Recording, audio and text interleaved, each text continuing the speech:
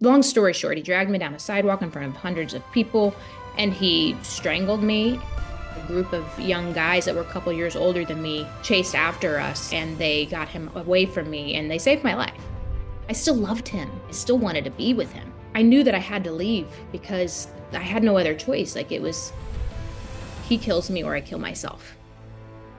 What's the one myth you'd crush right now if you could about trauma bonding? Victim shaming is so real. We assume they're stupid. We assume they're naive. We assume that they just don't care about themselves at all. And there's a degree to that that's true, right?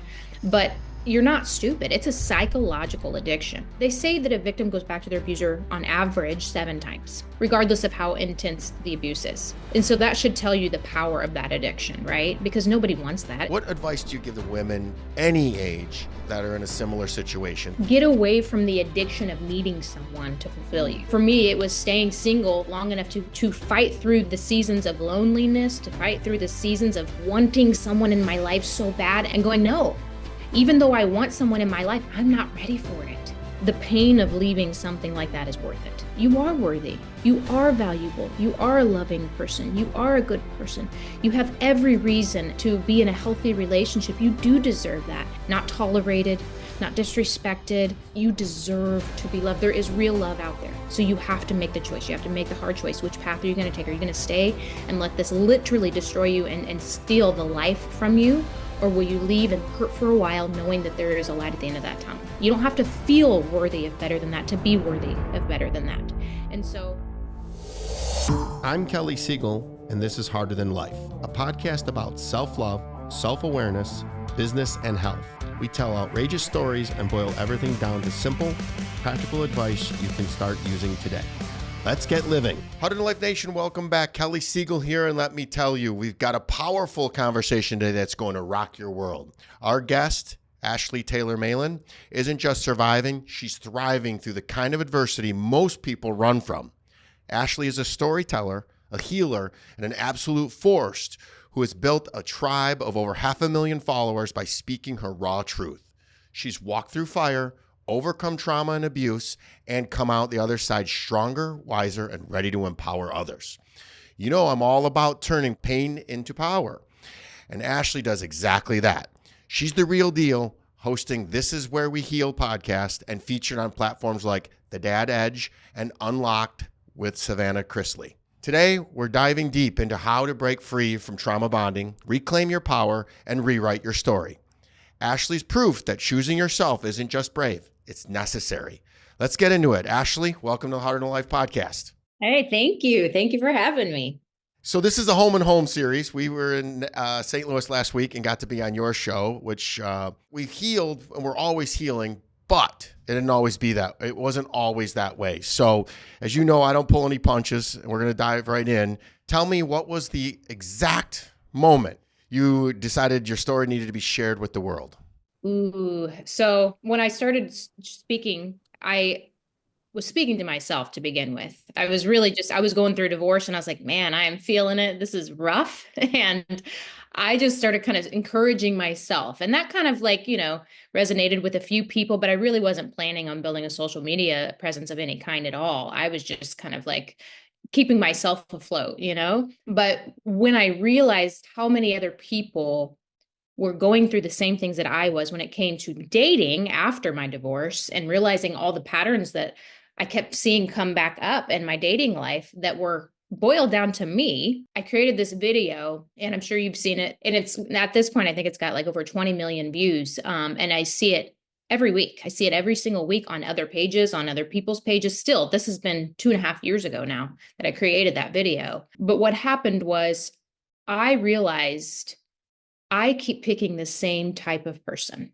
I have been in abusive relationships my entire life. And yes, abuse is wrong. Yes, people shouldn't treat you that way. But I keep allowing these people into my life.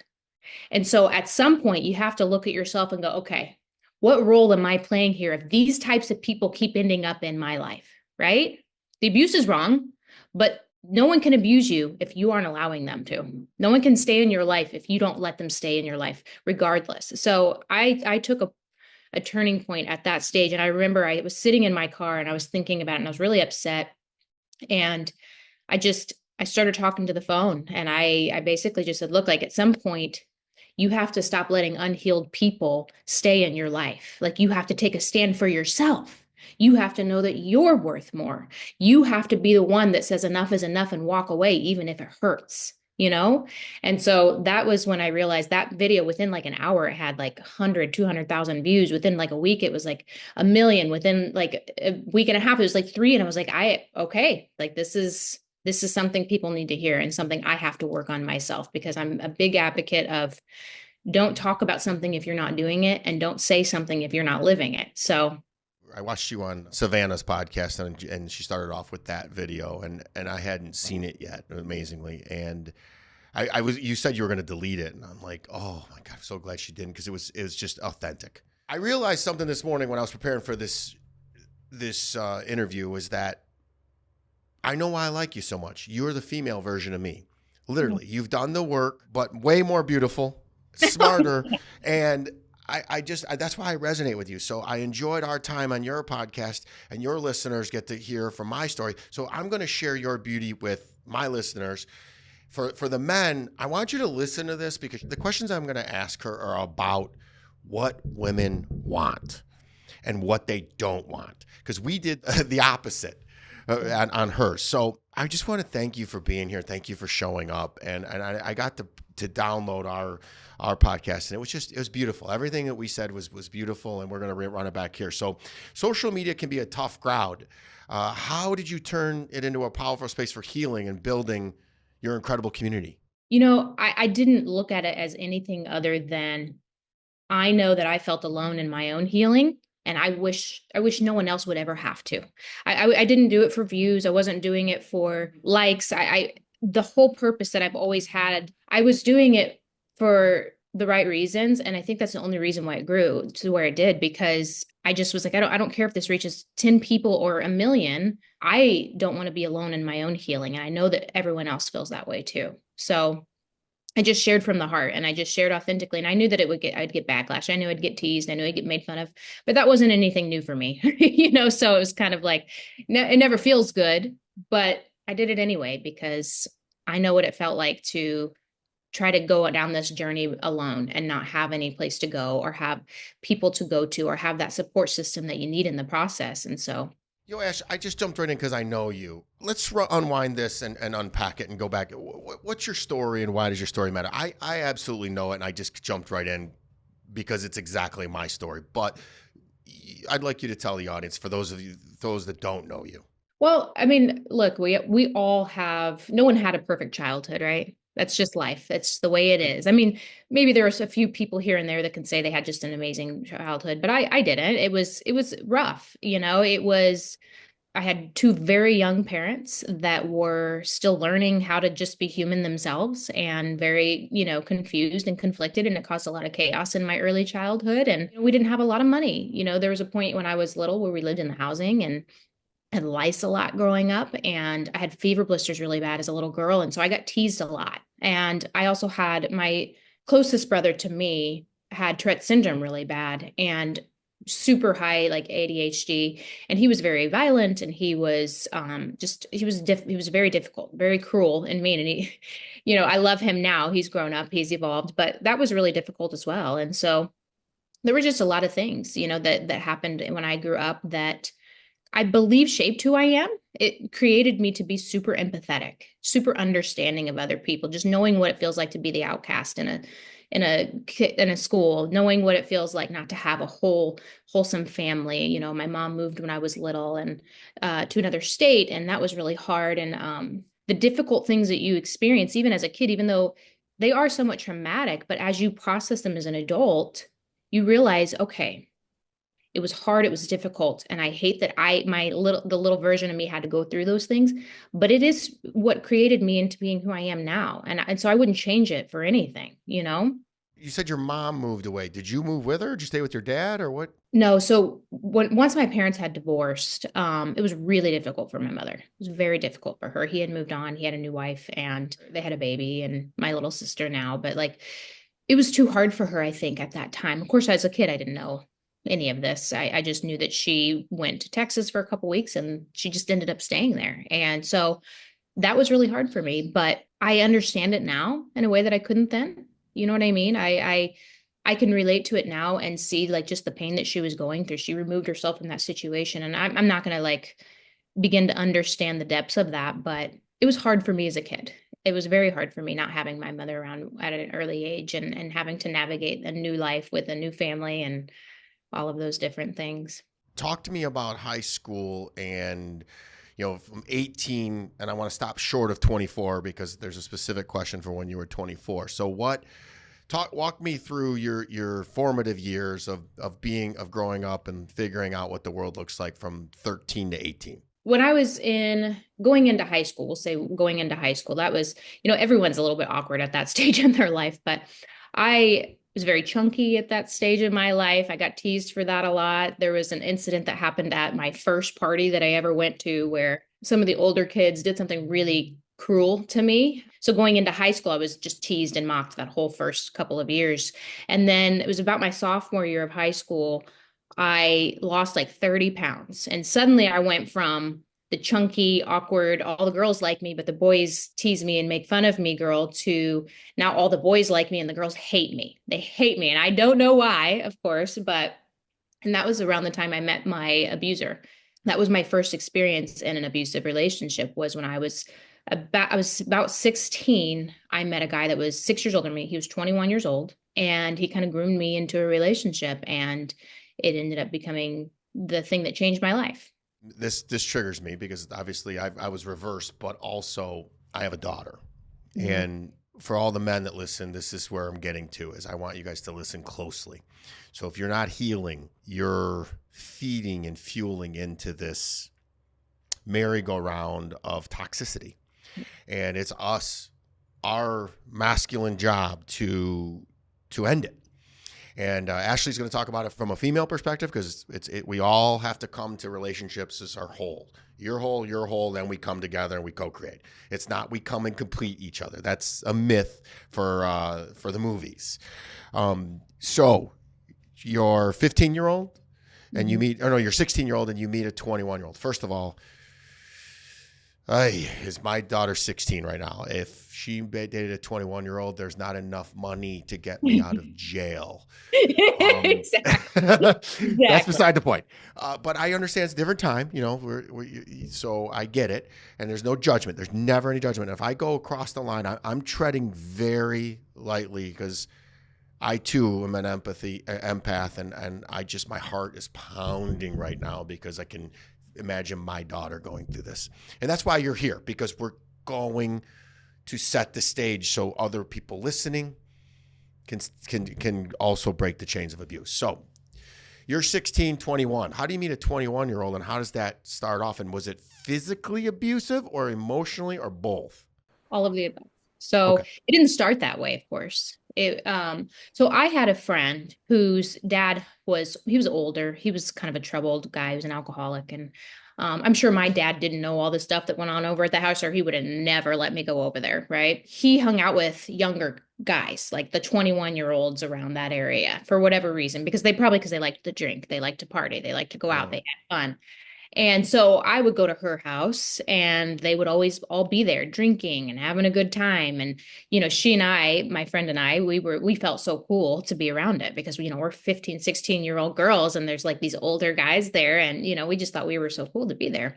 And he took a particular notice of me. Actually, I mean, they all kind of did, but he in particular went out of his way and just started making me feel like, comments like you look so much older for your age and you act so much older for your age, making me feel really, important and seen for the first time in a long time, and I really just, I dove into that. It sucked me right in. I didn't know the signs. I didn't know what grooming looked like. I didn't know, that there were predators, and I hate even calling him a predator because at 21, it's like, can someone really be a predator at 21 years old, or are they just young and dumb? I don't know. There's the empath in you. Yeah, right. But I understand it. And just to set the stage, everybody, I'm not going to give her age away. You can find it online, but this is 20 plus years ago. So it's a little bit different time. And, we can't judge because we weren't her. We don't know. And honestly, I grew up that way. I mean, I was 16 connecting with older women. So I understand. Doesn't I'm with surprise you. me either. So let's fast forward. We're making decisions that are we'll call them learning decisions. That's a new one for me. We're going to call them learning decisions because you did eventually learn and heal. We're making learning decisions. We fast forward to 24. And I'm just going to go all the way right through there. And you meet a gentleman while you're still in college from Ireland. And what happens? Just a little backstory before we get into that, because I feel like it explains a lot Thank too you. about who I became at that point at 24.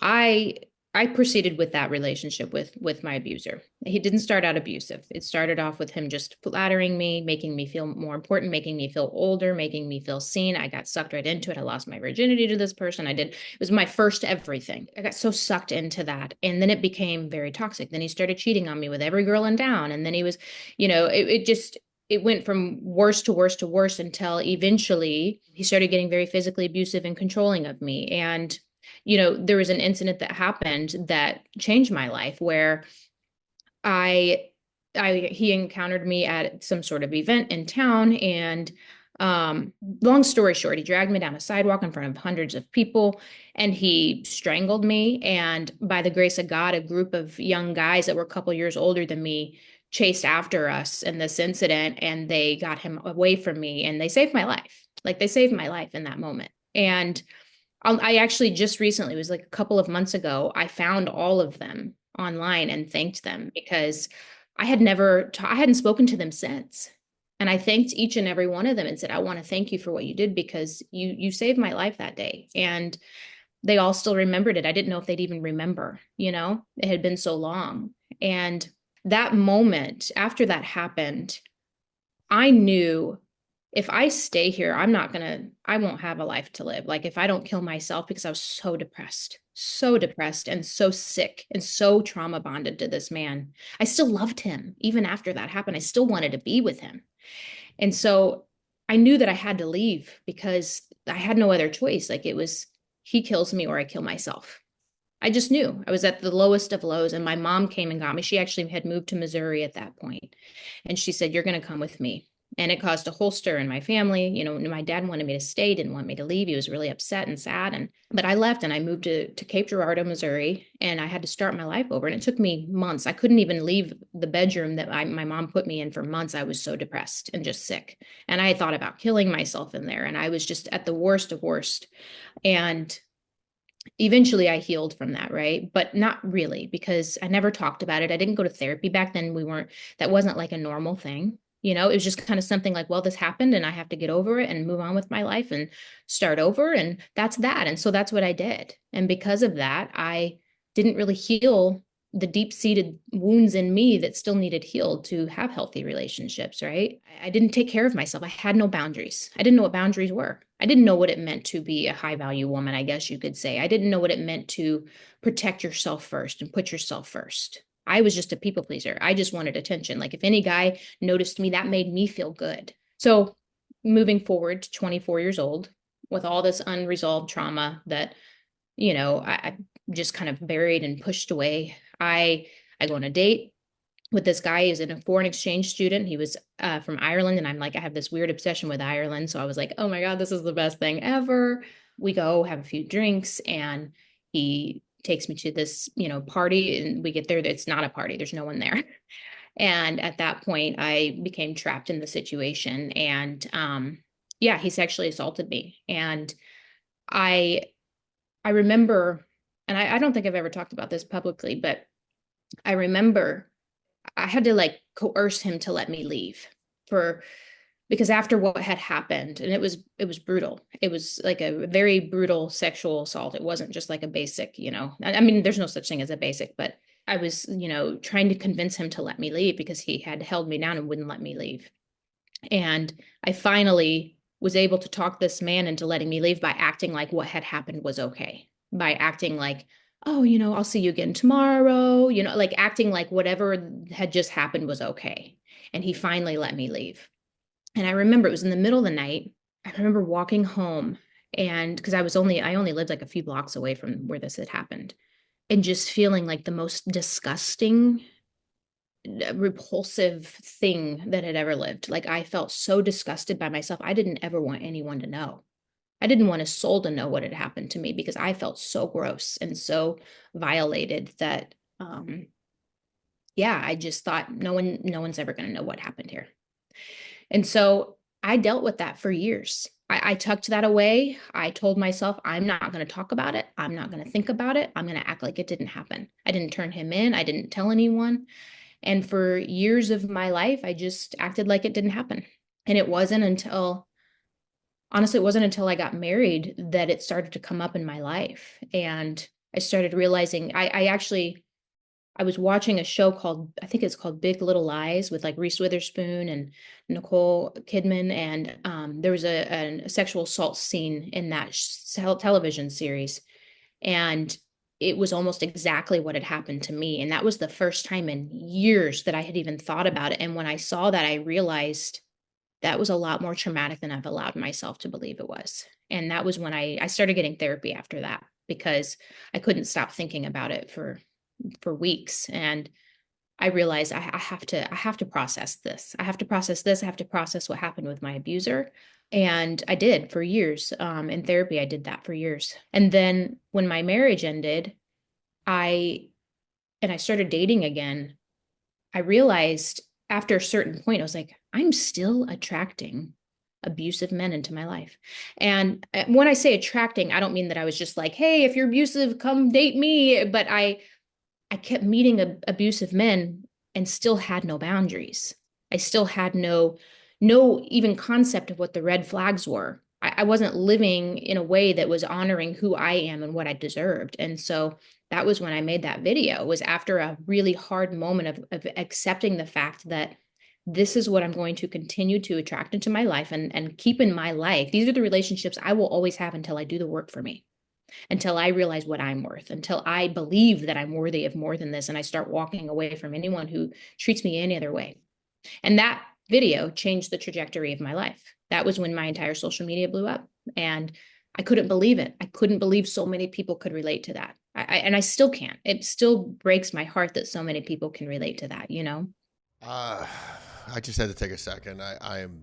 You triggered me. You saw me, the tears. I want to honor Ashley. Kudos to you for doing the work because you said you can't believe it blew up. I can't believe that people aren't doing more of the work. And that's why I love that you have the big platform and I have the big platform and we're going to scream it loud and proud because once you do the work, you get to be free.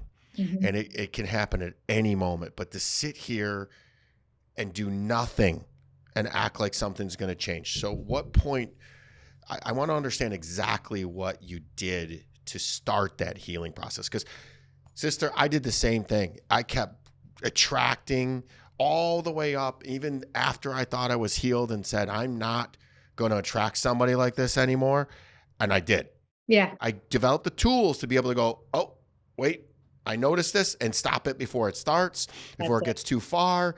So the first for me, I did all kinds of therapy. So what did you do though? And what were the benefits and when did you notice it paid off? Well, ironically enough, same thing. At that point, I had made that choice or something's got to change in me. And so I started doing the work. I got back in therapy and I I just started like paying attention to the things that I knew didn't feel good for me in a relationship. But what happened was I ended up actually dating another person after that, even that all the signs were there. And it was like the first time in my life where I was living in real time both realities, the reality of I'm still attracting this and allowing this, but I know better and I see it. I see the things that I've missed in past relationships now through this person. So it was almost a beautiful experience because I got the chance to be aware of my own shortcomings and my own ways of like pushing off what I knew was right for me while also knowing that I was doing it, if that makes sense. And after that relationship ended, which didn't last long, it was like a 3-month ordeal. That was when I was like, okay, enough's enough. I've dated enough. Now I need to stop dating. Now I need to stop being in a relationship because I have too much work to do in here for me. There is too much that has to be done in here for me. And I'm not going to heal that in a relationship until I have healed it within me. So I took about, well, let's see, that was 2 years ago now. And I've been purposefully single this entire time in therapy and diving into, who am I? And I had the hardest part was the very beginning, was sitting with the darkest parts of me, the parts of me that didn't feel worthy, and acknowledging all of the places where I didn't feel good enough myself for something healthy. And when I realized all of those parts of me that were just like, I don't deserve better. I don't believe I'm worthy. I don't feel lovable. I don't feel likable. When I realized all those parts, I was able to sit with those thoughts and those feelings and go, okay, but why? And give them grace. And I think extending myself to the grace and building myself back up as a human being and going, no, actually, that's not true. You are worthy. You are valuable. You are a loving person. You are a good person. You have every reason and to be in a healthy relationship. You do deserve that. And I had to build myself back up. I built myself back up over the course of months of time to, well, years really, where every time those negative thoughts would come back or those old patterns would come back, I would question it. I wouldn't allow it to just exist and take over my mind and my heart and my soul. I would go, no, that's not true. The truth is that I'm worthy. The truth is that I'm valuable, and I can feel this way and it still not be true. And the reason why I'm going deep and letting you keep going is because the fellas that listen to this is true for men too. Everything she's saying, because you know how I know? Because I lived it. I went through it. Obviously I'm a man, I'm a big guy. There wasn't the physical abuse, but there was the abandonment, the mental abuse, the games, the mind tricks, the narcissism, the belittling. It's different from a female perspective. So this is the moral of the story is you gotta break the chains. What we don't repair repeats, and God keeps sending it to you till you learn it, and He keeps hitting you over the head. And some of y'all are ignoring it, but most of you that listen to this show and watch this show and watch Ashley's show know that that's not the way to fix it. Now, I will tell you, the beauty part about this is what I want to make sure everybody understands, is Ashley's single. She's done the work. Men that listen to the show, they do exist. Ashley is a beautiful, beautiful woman. I've met her in person. She exudes love, and she's beautiful inside and out. So healed women doing the work do exist. So don't settle, fellas. Ladies, I was just on her podcast. I did the work. There are many others like me. So say no to all those little toxic dirt bags and narcissistic women, and hold out for your person that has done the work. They don't have to be as far along as the work, but they got to be willing to continue to work with you. I have a question for you. I heard you on Savannah's podcast that you never even knew the Irish boy's last name. Did you ever find the first guy? Did you ever talk to him again? No, neither. No. I had seen my abuser once, years after that had happened. He was still the same person, unfortunately. And we had a brief encounter. He acted very, I don't know, it was a very weird situation. He acted almost like possessive over me, even though it had been like 6 years since I had even seen him. And that was a lot. There were a lot of alarm bells that went off for me, and so I've never spoke to him since. Where I was getting at to that is, thank you for sharing that, is heal, my brother. You'll hear this somewhere. Heal. It's your responsibility. One day, either you have a child, especially a daughter, coming from me, just heal. Life gets so much better. Having said that, I still have my 16-year-old daughter, and I've always been there for her, and I'm her rock. But there are other that are listening. So what advice do you give to women? Because we have a vast audience. What advice do you give to women any age that are in a similar situation, that are in what we'll call a trauma bond? They think that's the familiar misery. There's so much. Of course, go to my page because I talk about this all the time, but like the pain of leaving something like that is worth it. It's going to hurt. You can stay in that pain. That pain will last for as long as you allow it to. But there's not a human alive, not a woman, man or woman alive, that is in a toxic relationship that doesn't know they're miserable, right? That doesn't know deep down, it's got to be better than this. There's got to be more than this, right? And we each deserve to be loved, like truly loved, not tolerated, not disrespected, not, like just unappreciated. Like you deserve to be loved. There is real love out there. There is true love out there. And each and every one of us, as long as we are doing the work and we are doing our best, we deserve to have that reciprocated. It hurts to leave a trauma bond. It's going to hurt so bad. It is an addiction. It's an addiction. You will have to break that addiction like you would any other sort of addiction. It hurts to leave, but it will destroy you if you stay. It will destroy you if you stay. So you have to make the choice. You have to make the hard choice. Which path are you going to take? Are you going to stay and let this literally destroy you and steal the life from you? Or will you leave and let it hurt for a while, knowing that there is a light at the end of that tunnel, right? You can start again and you can have a healthy relationship again. But the longer you stay there, the longer that door stays closed to the life that you are worthy of. And I say that for men and women, because I actually have clients that are men that have been in abusive relationships too. And the truth of the matter is that we only allow ourselves to stay in abusive relationships when we don't feel worthy of better than that. Even if it's hard to hear, if you don't feel like you are worthy of better than that, you'll stay. But you are worthy of better than that. You don't have to feel worthy of better than that to be worthy of better than that. And so I would say that the first thing you do when leaving is, okay, how do I heal now? Like, you have to heal. You have to heal. You have to look at the dark parts of yourself, the parts of yourself that have allowed abuse to exist in your life at all, the parts of you that didn't feel worthy of more or protect yourself, the parts of you that weren't willing to protect yourself, right? And get to the core of that in therapy, through coaching, through finding people online that have experienced what you've experienced, that are doing the work. Like, surround yourself with the type of people that are doing the work, and that will help you too. And something I want to say too before we finish this up here, for the men that are fathers in this chat, it is just as important for you to know the signs of abuse as it is for women to know.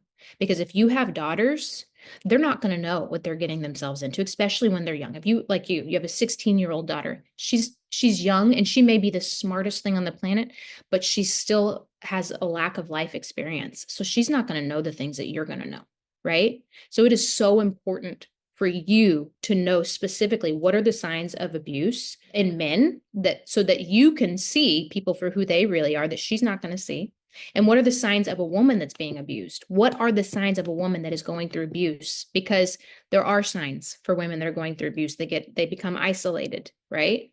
They suddenly they stop taking care of themselves. The light in their eyes starts to drain. You can physically see it. There are so many signs to look out for. So when your daughters are dating someone, pay attention to those things. It's really important, because she may not always know what she's going through if she doesn't know the signs herself. So good. Fellas, get a paper and a pen out right here about this question. 16-year-olds, as close as I am to my daughter, she would be afraid to tell me anything because she would be afraid of my. So give me some ways to get people to open up about what's going on in their life when they do that isolation. Because you know what daughter, what's going on with you? Nothing. What's going on? I'm fine. So what are some ways, put this 16-year-old Ashley hat on and then say, if I walked up, what are some tactics I can use to get you to open up? Same thing. When I was 16, I kept my abusive relationship a secret. I kept it. I didn't tell my dad because I already knew. If he knows what's going on, he would never allow this. So it destroyed my relationship with him too, because there were certain points when he would realize that I'd been lying and sneaking around and like not telling him. There was one particular moment I remember. I'll never forget this moment. And my dad probably knew more than he let on, but not enough to know the truth of everything, right? But I remember I had come home and I just found out that my boyfriend had left some event with another woman holding hands in front of everyone in town. And, things happened and I was just destroyed by it. Right. And I remember I came home, it was late. I thought my dad was asleep.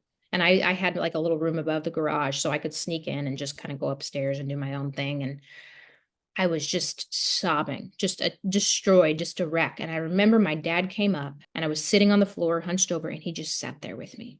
He didn't say anything. And he was he was a dad's dad, right? Like protective. Usually he wanted to fix everything, had solutions for everything, wanted to know the details, but he didn't do any of that. He sat there with me and he just let me cry.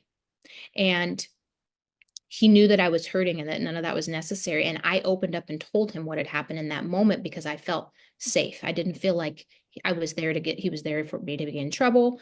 And so I think with 16-year-olds or teenagers in particular, there's always this fear that if I tell him the truth, there's going to be consequences, right? I'm going to be in trouble.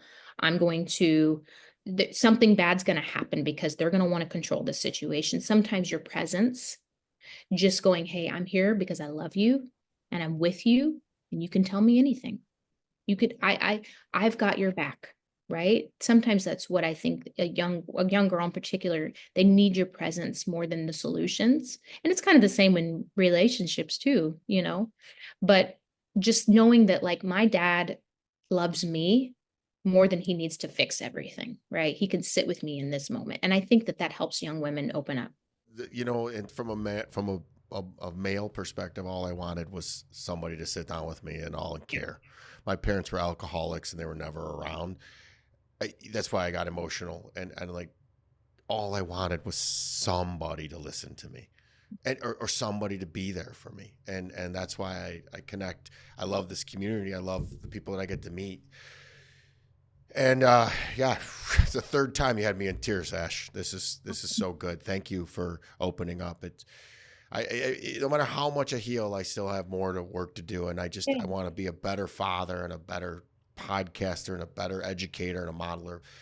But we come back to trauma bonding and emotional safety. I want to touch on both of those because the trauma bond is literally what happens, because guaranteed you went back to them even though you heard those terrible things. So there's so much misunderstanding around it. What's the one myth you'd crush right now if you could about trauma bonding? People are like, it just doesn't make sense. I don't understand why you still love this person. How could you want to be with someone? Victims get shamed so hard. Victim shaming is so real. Like we assume they're stupid. We assume they're naive. We assume they just don't care about themselves at all. And there's a degree to that's true, right? But you're not stupid. It's a psychological addiction. It goes beyond what people who have never been in it can understand. It's not just about, these two people get together and he's a jerk and she just won't leave him. It's not that simple, right? There's a psychological component that happens there. Like it is truly an addiction. And I'm not going to get into the science of all that because I'm not a scientist. I don't understand it, but you can look all of that up. Like there is so much that comes into play with trauma bonding that doesn't make sense to just a regular person, right? And so I would say give those people more grace than you want to, because eventually they'll find their way out of that. They say that a victim goes back to their abuser on average 7 times. Average 7 times, regardless of how intense the abuse is. And so that should tell you the power of that addiction, right? Because nobody wants that. It's like a regular drug addict or an alcoholic. Like they don't want to be drinking. They don't want to be to be on drugs. They know that it's destroying them. They know that it's hurting them. They know that it's not good for them, but it is an addiction that people just don't quite understand. And so I'd say don't shame the victim. They can't help it. Like they're not doing it because they want to hurt anyone else. They're not doing it because they're stupid. They psychologically cannot help it. That is their familiar misery. So there was a story, I'm going to brief it, that a lady got kidnapped and was put inside this box. And then when they freed her and they actually, the police found her and freed her. And when they opened the box, they let her out. And then somebody walked away from her. She walked right back in and got right back in the box, even though she was free. You can look this up, but that's how ingrained this is. And that's how ingrained it was in you for that you didn't think you deserved it. That's how I was. I did the same thing. And the thing I would tell you is if this has happened and you're dating all the wrong people over and over and over again, take time away. And what I would do, a little seagull hack, was if I had butterflies when I first met somebody, I knew that was a trauma bond about to happen. I knew it. And I would say, stop, run, turn away, and go away.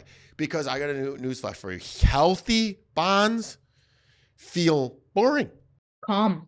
They're very calm. They're very boring, but it allows you to come together and grow. So again, I want to say that one more time. If you get butterflies, I've heard women term it, there was no passion.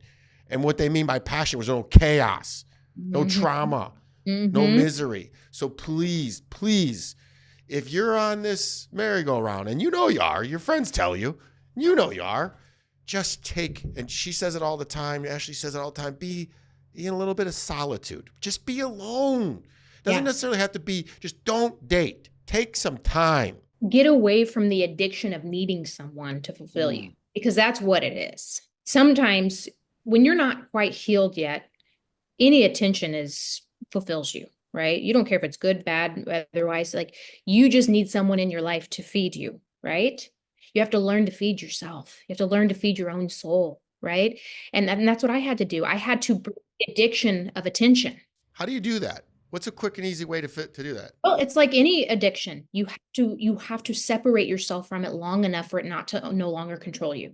Right. So for me, it was staying single long enough to fight through the seasons of loneliness, to fight through the seasons of wanting someone in my life so bad, and pushing through those uncomfortable seasons and going, no, even though I want someone in my life, I'm not ready for it.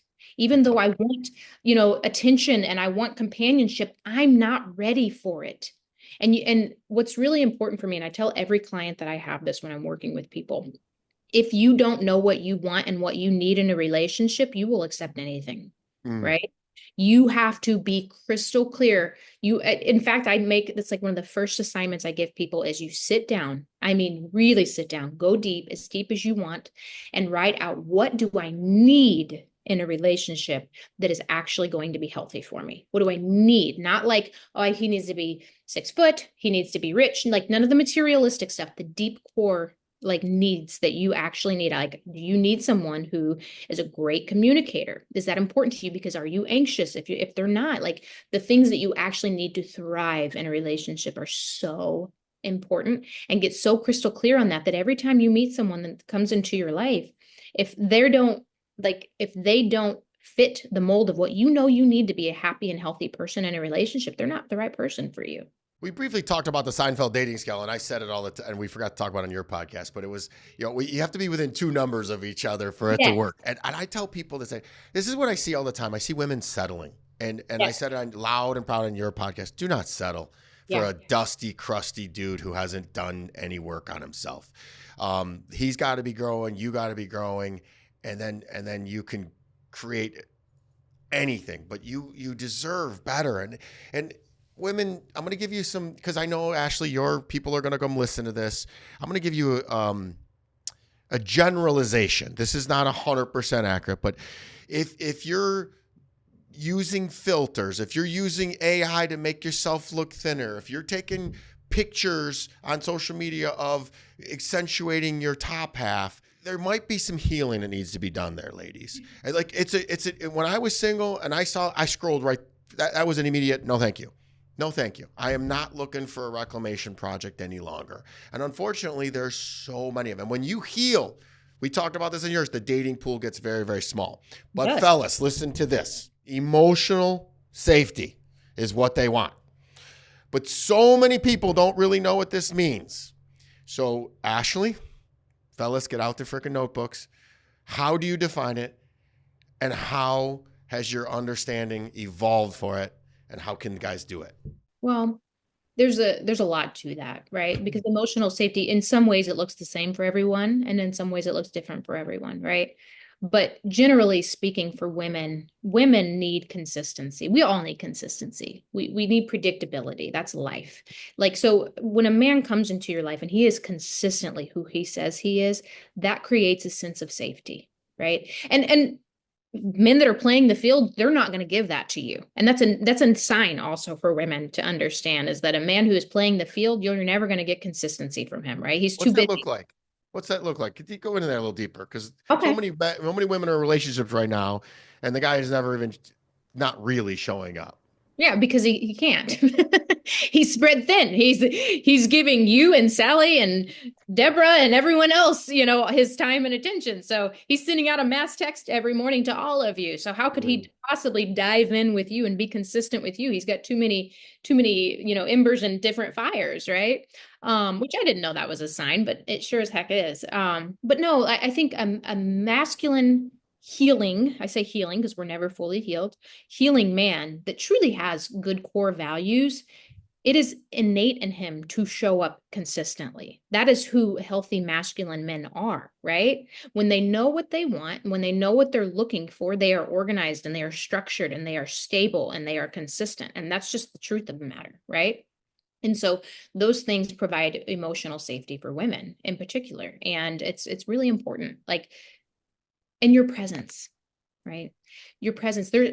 There's not even a word that I can use that makes sense until you've experienced it. I've experienced it a few times in my life that I know when a man is truly working on himself and he is healing because I can feel it in his presence, right? There's a lightness about them, right? You don't sense any ego. You just know. You just know. You just know. And I can't really put Pick on me, Ashley. Pick on me. You met me in person.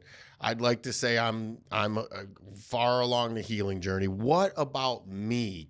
Maybe you didn't, but what about me? Did you feel, to use a specific example?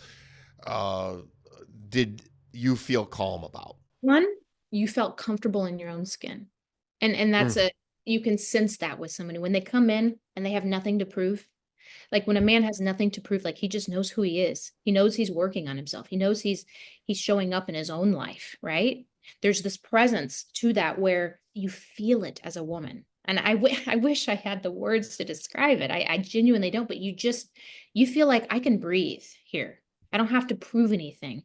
I don't have to accommodate anything for this man. He's content. He's very content. Like when you and I were sitting in the coffee shop and we're sitting there, I didn't feel like I had to be anything other than myself, right? There was no part of you that made me feel like, okay, I have to put on a show now, right? Which I wouldn't anyway at this stage in my life because I'm beyond that. But that feeling can still exist with certain men where they're like, you can just tell they're not quite comfortable with who they are. And then the way that they communicate with other people, right? Like one thing I noticed, and everyone noticed when they met this with you, is that there's this genuine kindness in you. And healthy healing men, there's always a kindness to them, right? That exists beyond ego, where they're not judging other people. And you can feel that, and you can sense that, and you can see it, and you can hear it in their interactions, where they genuinely just love people. And the most insecure men, they don't have that. They don't have that trait. They're always trying to prove something. They're always trying to be the top dog. They're always trying to be better than everyone around them. And you can feel it and you can see it and you can hear it. There are things that women pick up with their intuition that you can't put into words. I don't know. I'm feeling pretty good about myself right now. Thank you. I no, I it's I wish if people are watching this on YouTube, I'm going to try to express the feeling of the healing. Is it feels so good.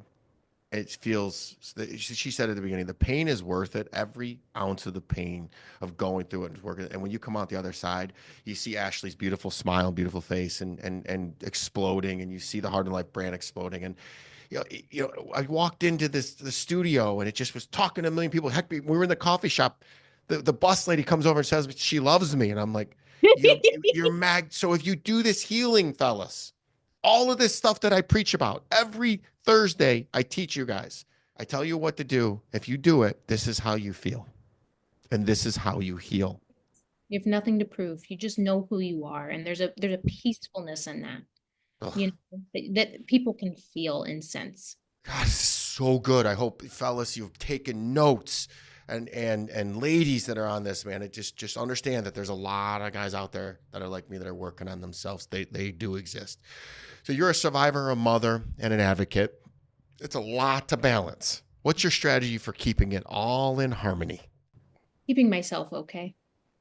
Yeah, putting myself first. Oh, And that took me a really long time to understand that that's okay.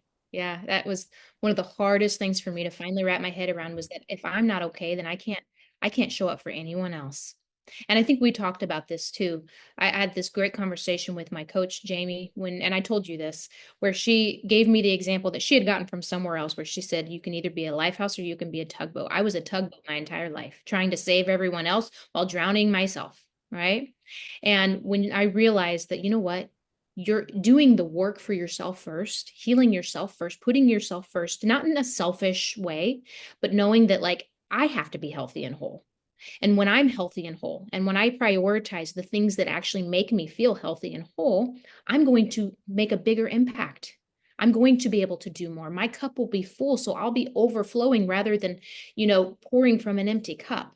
And it's so true. And that honestly is how I do anything that I do, is because I love myself now. I love myself enough to take care of myself like I'm someone that I love too. Self-care is not selfish. You'll hear me joke around, and I'm half not joking, I call myself the chosen one, as all of you can be as well. Choosing yourself over and over and over again is worth it. And one more thing, and this is really important. I got very selective with who I spend my time with. I got very selective with my circle. And that helped me a lot, because the people you are around the most truly affect your mental health. And so when I started deciding that, you know what, I only want to be around people that are like how I want to be, that changed everything for me. That's so good. I, I can't help but I want to go back to some of this abuse stuff. So let's get a little bit deeper on the and drop some truth bombs. What's something you wish more men understood about any abuse? Yeah. I wish men understood that even your words can be abusive. Mm. You may think abuse is just slapping someone in the face, hitting a woman. That's not true. Abuse stems from who you are on the inside, right? So if you are vindictive, if you are spiteful, if you are overly arrogant, if you want to make someone suffer, everything that comes out of you is abusive, right? And I think men, a lot of times, they discount a woman's experience of being abused because she wasn't hit, because no one could see the abuse, right? And abuse can be a million different things. It can be emotional, can be psychological, can be mental. But even those little, I've said this in the podcast with the Dad Edge, those little tiny things that you say out of spite, just to make someone feel smaller that you love, that's abuse. And you may not think it is in the moment, but if you find yourself wanting to make someone else feel less about themselves, that's something you have to sit with and ask yourself, why would I want that? Why wouldn't I want the very best for every person in my life? You should want the very best for everyone you love. You took the words right out of my mouth. I was going to say, ladies who have tuned in, men are the same way. We want to just be built up and told that we're loved and we're macho and we're big and strong and that you love and that's it. Why wouldn't you want to build up your partner? If Yes. you ever feel the need to tear them down, you need to look inside. I said it 1,000 Yes. times. One finger pointing away, there's three pointing right back at you. And to use your lighthouse analogy, the thing about a lighthouse is that thing has solar power, so it's going to light no matter what the weather looks like. So you create that kind of life, and you're going to shine bright forever, and you're going to be the beacon that everybody knows where safety is. Do you hear that, fellas? Safety. It is not easy. And Yeah. we're going to end with a couple more things. Healing. I want to also deep dive into the healing. Healing can feel endless. Yeah. Take it from me. Do you think it's ever truly done, or is it a lifelong process? And how do you know when you're making progress? Mm. Well, it is a lifelong process. There's no such thing as being healed. You'll never be healed, because by the time you actually healed the things that you were working on, new things are going to come into your life that now need healed, right? That's just life. Way to discourage us, ass. Way to Well, I discourage. mean, but what an opportunity to continually grow and learn, because everything you heal from, regardless of what comes next, that's just something else that makes you more wise. It gives you more wisdom. It teaches you it, and everything that you are healing from is meant to teach the people and show the people that are just a few steps behind you how to get through it in an easier way than you had to, right? That's the whole point. And so look at it as a privilege. Like, I get to heal. I get to continually learn and grow and evolve, and something new comes my way all the time that then shows me where I stand with how I'm doing, and just to back to what you said, like, you start realizing that you're healing by the way that you respond to the things that used to control you. When the things that used to control you no longer control you, when you start pausing and going, instead of reacting to things, that's how you know you're healing. When you start getting really specific about the types of people that you let in your inner space, that's how you know you're healing. When you start setting boundaries with other people, even if it's uncomfortable and they're not going to respond in the way that would be ideal. That's how you know you're healing, right? Because you just, yeah, you feel it and you see it even in dating situations. Now I've had a couple since, right? In the last few months, where the first one, I knew I was healing because I just, I looked at the situation, and it was really, on paper, the guy was everything I could have ever wanted, except the things that I really needed. He wasn't what I really needed in a partner. And I allowed that to just fizzle out and die. And I was okay with that. And it sucked and it hurt, but I was like, you know what? I deserve better, and that's okay. Wait a minute. You didn't fizzle out and die. You said this isn't working for me. So Yeah, you well, yeah, I chose. did. Yeah, So I I did. want to make sure that there's a very big distinction. You made a choice and you set a boundary and you set a standard and said you got to be this tall to ride this ride, and it was no more, no longer. So I am very proud of you because you have to signal the universe that I will not tolerate that any longer. Yeah, it was the first time probably ever. It Hmm. was like my first dating experience in a couple of years, but it was the first time where I didn't chase that person to want to be with me or beg that person to want to be with me. I just looked at the situation and went, this isn't it, and that's okay. First word that comes to mind when you think that. What did it feel like? Oh, I felt so good. I was like, I'm healing. I know Free. I'm healing. I'm Free free. comes to my mind. Free. Free. Yeah, I actually have that on my arm as a tattoo. Free. Because yeah, I finally feel free in my life. But yeah. Look at your smile. You're glowing. I love it. Now your inbox is going to be blown up with all of my followers. Ashley, would you like to go on a date? Fellas, don't even try to step to her if you're not healing. You better be Yes. in the Heart of the Life coaching program. You better have gone through everything Yeah, I'm because very she will selective eat these you days. alive. So what's you're clearly just getting warmed up, just getting started. What's next on your mission to empower and heal through the storytelling and all this advocacy? That's a good question. Right now, I'm really focused on the podcast and where I can take that. I really want to start finding the people that have done the work and are shining a light in places maybe that no one has seen. I want to put a spotlight on those people. Um, but also just, I don't have any agenda. Like I just don't. I am just healing and growing and evolving myself, and I just want to take as many people with me. I don't really have any set agenda for what that looks like or how that unfolds. I'm not an entrepreneur, which I love and I want to learn to be one, but I'm just a person that's figuring it out and feels really good about helping other people figure it out too. You are truly going with the flow. I have noticed that. I am a very forceful person. I'm working on, I told you, surrendering and allowing God to let go and let God, and God, source, energy, whatever you want to call it. There's something out there that's guiding us. I know that all the bad things, that was somebody guiding you to say, hey, don't go this path. So Yeah. I really, really salute you. I'm grateful. I'm a better person being able to call you friend. And I want to thank you for being raw, real, relentlessly brave. So I know everybody felt this one. I want to make sure everybody shares their takeaways. Keep doing the work. And remember, the hardest journey is always the one worth taking. Until next time, stay harder than life. Please rate and share this podcast. I'm active on all social platforms and love to hear from my Siegel supporters. Each and every episode is sponsored by my company, National Technology Management, the easiest and best IT company to do business with, delivering peace of mind with technology every day, even simplifying cybersecurity.